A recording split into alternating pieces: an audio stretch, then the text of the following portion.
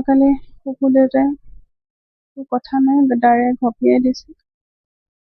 তাৰ আগৰ দিনাখন দেওবাৰে মই গৈছিলোঁ, মোৰ আইতা গা ভাল নাছিলে, চাবলৈ গৈছিলোঁ মোৰ আইতাক।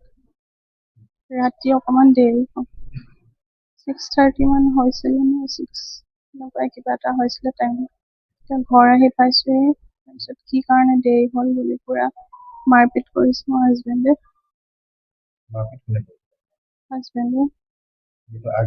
আগদিনা চানডে কথা।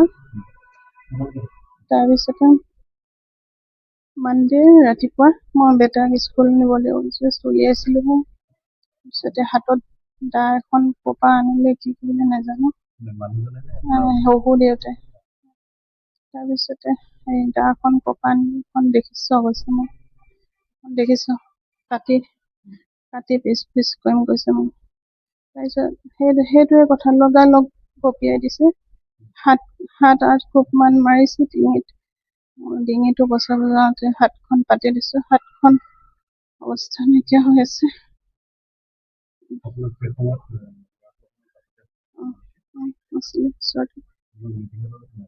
হাজবেণ্ডে যেতিয়া মোক মাৰিছিলে দাহে, তেতিয়া মানে মই চিঞৰি দিছিলো যে, হাজবেণ্ড ভিতৰত শুই আছিলে। তাৰপিছত দেৱৰটো আছিলে, সৰু দেৱৰ আৰু মা আছিলে, তেতিয়া বাহিৰলৈ ওলাই আহিছে। যোনটো লাষ্ট ঘাপটো মাৰিছে সিহঁতে দেখিছে। তাৰপিছত লগে লগে মোৰ হাত ছিগি আছিলে, বান্ধিলে, গামোচা দি বান্ধি মাৰিলে। তাৰপিছত হাজবেণ্ডে মোক গাড়ীত লৈ আহিছে।